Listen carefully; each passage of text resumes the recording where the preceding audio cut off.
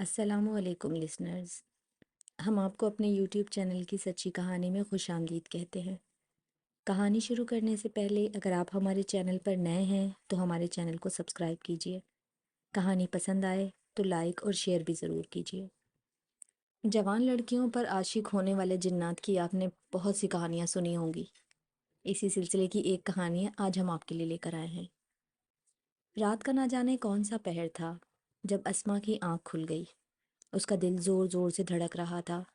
اسے ہمیشہ کی طرح ہی یہ آج بھی محسوس ہو رہا تھا کہ جیسے کسی نے اسے گہری نیند سے جگا دیا ہو۔ اس نے ہاتھ سے ماتھے پر آیا پسینہ صاف کیا اور آہستہ سے اٹھ کر بلب کا بٹن دبایا۔ پل بھر میں پورا کمرہ روشنی میں نہا گیا۔ اس نے سکون کا سانس لیا، مگر یہ سکون بھی عارضی ہی ثابت ہوا۔ اس کے کمرے کی کھڑکی جو کہ باہر کی طرف کھلتی ہے اور وہاں سے کھیت صاف نظر آتے ہیں، اس نے وہاں نظر ڈالی تو وہ کھلی ہوئی تھی، اور اسی لمحے اسے ایک تاریک سایہ اندر داخل ہوتا دکھائی دیا۔ ڈر کے مارے اس کی چیخ نکل گئی۔ وہ آہستہ آہستہ کانپتے ہونٹوں کے ساتھ درود شریف اور آیت الکرسی کا ورد کرنے لگی۔ میرے ساتھ یہ پہلی بار ہرگز نہیں ہو رہا تھا۔ مجھے آج بھی اچھی طرح یاد ہے، جب میں 15 سال کی تھی اور نہم جماعت میں پڑھتی تھی۔ میرے 2 بھائی اور ہم 2 بہنیں تھیں۔ میں ڈیرہ غازی خان کے ایک قریبی گاؤں میں پیدا ہوئی تھی۔ ابو گاؤں میں ہی کھیتی باڑی کرتے تھے۔ میں جس گاؤں میں پیدا ہوئی وہاں یہ بات زبان عزت عام تھی کہ اس گاؤں میں جنات کا بسیرا ہے، اور جس بستی میں رہتی ہوں وہاں بھی تقریباً ہر بندے پر جنات ہیں۔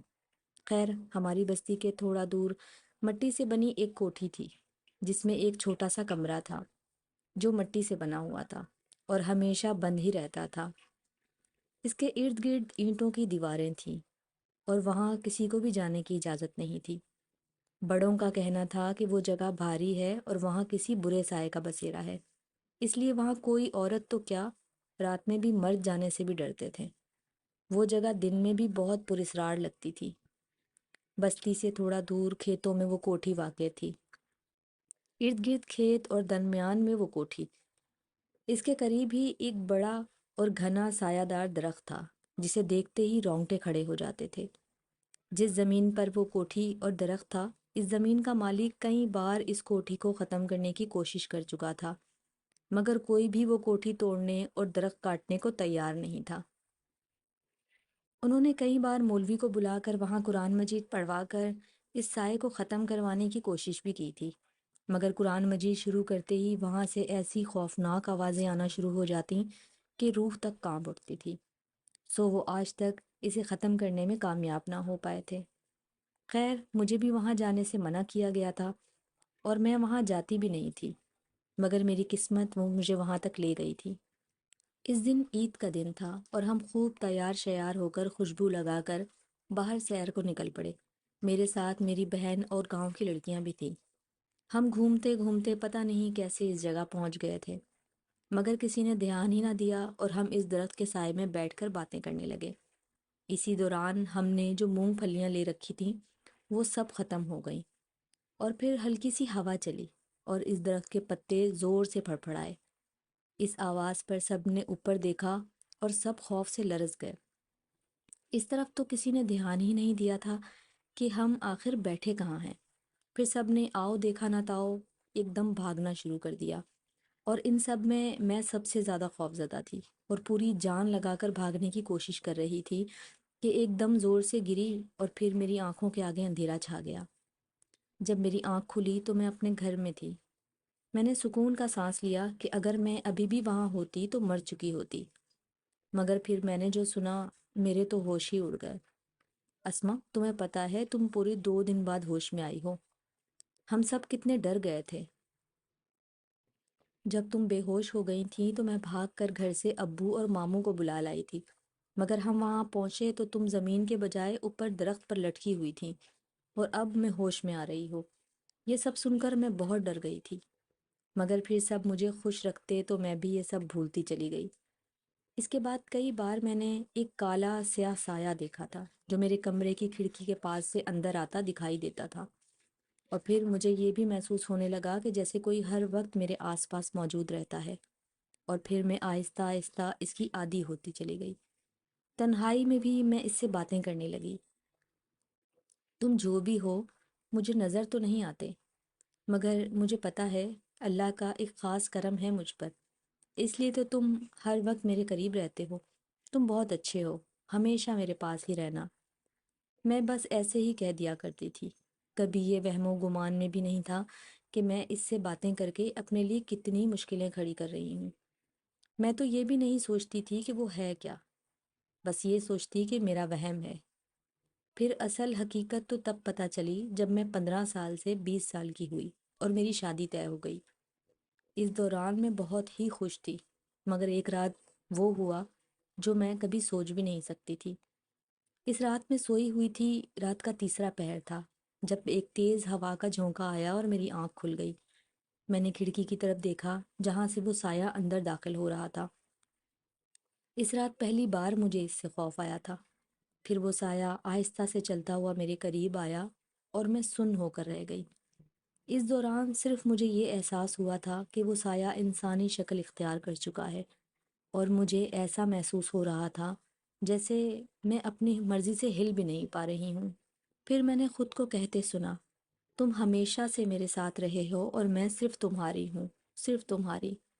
پھر وہ اسی راستے سے باہر نکل گیا جیسے آیا تھا۔ اگلی صبح میری طبیعت عجیب سی تھی، نہ کھانے میں دل لگ رہا تھا نہ ہی گھر کے کسی کام میں، پتہ نہیں کیسے، مگر اب مجھے یہ احساس ہو گیا تھا کہ کچھ تو ہے میرے ساتھ، اور میں یہ بات اب تک کسی کو بتائی بھی نہیں تھی۔ اگلی رات پھر وہی ہوا، مگر اب یہ بات چھپی نہیں رہ سکتی تھی اور پورے گھر کو میری کیفیت پتہ چل گئی تھی۔ اس رات بھی وہ میرے اپنے کمرے میں اپنی چھوٹی بہن کے ساتھ سوئی ہوئی تھی، کیونکہ اب بقول اماں کے تیری شادی ہونے والی ہے، اس لیے اب اکیلی نہ سویا کر۔ رات کا نہ جانے کون سا پہر تھا جب کھڑکی کھلنے کی آواز آئی اور میری دونوں آنکھیں کھل گئیں۔ دل زور زور سے دھڑکنے لگا اور میں ڈر سے کانپنے لگی، مگر میں آہستہ سے اٹھی اور کھڑکی کے سامنے جا کھڑی ہوئی۔ رات کے اندھیرے میں وہ کوٹھی اور درخت دکھائی تو نہ دیتے، مگر وہ دونوں میں آسانی سے دیکھ سکتی تھی۔ مجھے ایسا لگا جیسے کوئی مجھے اپنی طرف کھینچ رہا ہو۔ میں آہستہ سے مڑی اور بنا پلکیں جھپکائے گھر سے نکل کر کھیت کی طرف جانے لگی۔ اس کے بعد مجھے تو کچھ یاد نہ رہا، مگر میری بہن نے بتایا تھا کہ اس کی آنکھ کھل گئی تھی اور اس نے کھڑکی سے مجھے کھیتوں کی طرف جاتے دیکھا تھا۔ وہ سب کو جگا کر میرے پیچھے لے آئی۔ میں آہستہ سے اس درخت کے نیچے گئی اور اس کے گلے لگ گئی۔ گھر والے یہ دیکھ کر بہت ڈر گئے تھے۔ سب نے مل کر مجھے اتنے زور سے کھینچا، مگر پتہ نہیں مجھ میں اتنی طاقت کہاں سے آ گئی تھی کہ میں 1 انچ نہ ہلی۔ پھر تھوڑی دیر بعد میں زمین پر بیٹھ کر زور زور سے ہنستی ہنستی بے ہوش ہو گئی۔ صبح آنکھ کھلی تو کچھ یاد نہ تھا، مگر میرے جسم کی ہڈی ہڈی درد کر رہی تھی۔ صبح ہی ابو پیر جی کو بلا لائے۔ ان بابا کا نام تو مجھے یاد نہیں، مگر وہ بہت ہی قابل ہستی تھے، پورا گاؤں ان کی بہت عزت کرتا تھا۔ خیر، اسی صبح ظاہر ہو گیا کہ میرے اوپر کوئی سایہ ہے۔ گھر والے بہت پریشان ہو گئے تھے اور میرے سسرال والے، جو کہ رشتے میں میرے پھپھا اور پھپھی تھے، وہ بھی بہت پریشان تھے۔ اور جب تک یہ ظاہر نہیں ہوا تھا کہ میرے اوپر کوئی سایہ ہے، تب تک میں اتنی نہیں ڈرتی تھی۔ مگر اب تو ہر موڑ پر ڈر میرے ساتھ ساتھ تھا، اور اب میں پہلے جیسی اسما نہیں رہی تھی۔ اب تو میں کوئی 100 سال کی بیمار بوڑھی دکھائی دینے لگی تھی۔ واش روم جاتی تو لائٹ چلی جاتی، کچن میں جاتی تو والدہ دکھائی دینے لگتی۔ پھر وہ پیر جی آئے اور انہوں نے بتایا کہ سادگی سے میرا نکاح کر دینا چاہیے، مگر چونکہ پھوپھی کو بھی سب پتہ تھا، اس لیے وہ بھی کچھ پریشان ہو گئی تھیں۔ پھر ابو نے منت سماجت کی کہ میری بیٹی جوان ہے، اس طرح برباد ہو جائے گی، اور بالآخر پھوپھو مان گئیں، اور اس طرح جمعرات کی شام کو سادگی سے میرا نکاح کر کے رخصتی کر دی گئی۔ کہا تو یہ گیا تھا کہ شادی ہوتے ہی مجھے تمام مسائل سے چھٹکارا مل جائے گا، مگر ایسا کچھ نہ ہوا۔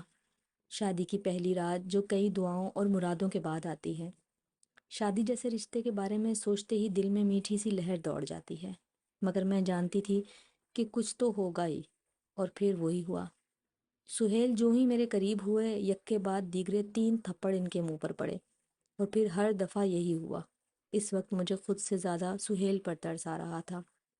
اگلی صبح پیر جی خود تشریف لائے تھے، اور سب سنتے ہی وہ گہری سوچ میں ڈوب گئے تھے، اور اگلے دن آنے کا کہہ کر چلے گئے۔ اگلے دن وہ آئے تھے تو ان کے ساتھ ایک اور پیر جی تھے اور ساتھ میں کچھ گاؤں کے مرد بھی تھے۔ پیر جی نے مجھے کہا تھا کہ 5 وقت کی نماز ادا کرنا، مگر 5 وقت کی تو کیا، میں تو 1 وقت کی نماز بھی ادا نہیں کر پاتی تھی اور ہفتہ ہفتہ نہاتی نہیں تھی۔ اس دن پیر جی نے بہت مشکل سے مگر اس سائے کو قابو کر ہی لیا تھا، اور انہوں نے اسے مجھے چھوڑنے کے لیے کہا، مگر وہ نہ مانا اور پھر اپنی اصلی شکل میں آ گیا۔ لمبے لمبے اور بکھرے ہوئے بال، بدنما چہرہ، بڑے بڑے دانت، جسے دیکھتے ہی کراہیت محسوس ہو رہی تھی۔ پھر پیر جی نے اس سے پوچھا تو اس نے کہا، میں نے اسے بچپن میں دیکھا تھا، عید کے دن، اور تب سے میں اسے اپنا سمجھتا ہوں اور یہ بھی مجھ کو اپنا سمجھتی ہے، اور تو میرا کچھ نہیں بگاڑ سکتا۔ میں اسے لے جاؤں گا یہاں سے، اور تب تک نہیں جاؤں گا یہاں سے جب تک یہ ساتھ نہ چلے گی۔ ایک دم سے تیز تیز آندھی چلنے لگی، مگر پیر جی نے شاید آج اسے ختم کرنے کی ٹھان لی تھی، اس لیے وہ اطمینان سے بولے، او اچھا، تو اب جنوں کی بھی لو اسٹوری ہونے لگی۔ خیر، تیرے لیے یہی بہتر ہے کہ تو یہاں سے چلا جا، کیونکہ جائے گا تو تیرا باپ بھی۔ تو نہیں جانتا کہ میں کتنا خطرناک ہوں، انہوں نے کہا، اور کچھ پڑھ کر اس پر پھونک ماری۔ پل بھر میں وہ آگ میں جلنے لگا۔ اس کی دردناک آواز سے کان پھٹنے لگے اور زور سے آندھی چلی۔ تھوڑی دیر بعد سب کچھ صاف ہو گیا۔ پیر جی نے مجھے ایک تعویذ دیا جسے میں ہمیشہ اپنے پاس رکھتی ہوں، اور پیر جی کو دعا دیتے نہیں تھکتی۔ اب تو اللہ کے کرم سے میرے 2 بچے ہیں، اور میں دن میں 5 مرتبہ نماز ادا کرتی ہوں، اور ٹیپ میں کیسٹ لگا کر ہر روز سورہ یاسین کی پورے گھر میں تلاوت کرتی ہوں۔ اب پھر سے کوئی ایسا واقعہ رونما نہ ہو، اور نہ ہی اب ڈر لگتا ہے۔